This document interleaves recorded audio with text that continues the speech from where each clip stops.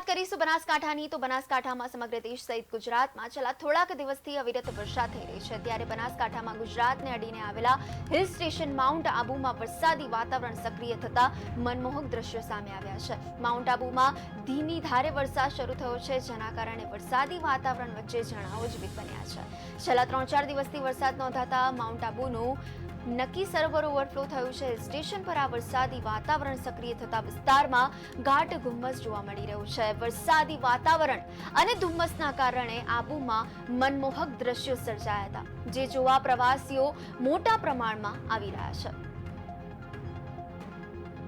અને અહીંનો મોસમ માઉન્ટ આબુનો એકદમ મસ્ત છે અને અહીંના વાદળા ઉપર બેઠા હોય એવું લાગે છે। વરસાદ પણ એક નંબર આવે છે અને એનું ઝરણું પણ એક નંબર છે।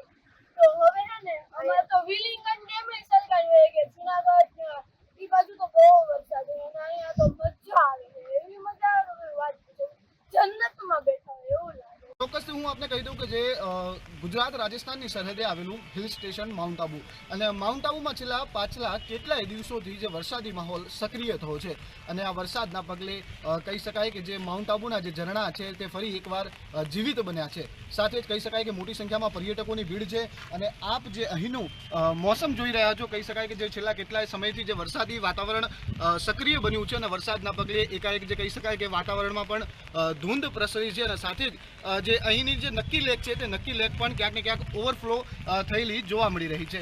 ખાસ કરીને વાત કરવામાં આવે કે જે માઉન્ટ આબુ જે હિલ સ્ટેશન છે અને તે હિલ સ્ટેશનમાં પાછલા 3 દિવસથી જે વરસાદ વરસી રહ્યો છે અને સતત વરસાદના પગલે ક્યાંક ને ક્યાંક જે નદીઓ નાળા છે તે પણ પાણીથી છલકાયા છે અને નક્કી લેક ઓવરફ્લો થઈ છે। સાથે જ જે વાતાવરણનો જે લોકો છે તે આનંદ માણી રહ્યા છે। ગુજરાતી પર્યટકો મોટી સંખ્યામાં અહીં માઉન્ટ આબુ ખાતે આ મોસમનો લુપ્ત ઉઠાવવા આવી રહ્યા છે। Ritik Sargada, network news.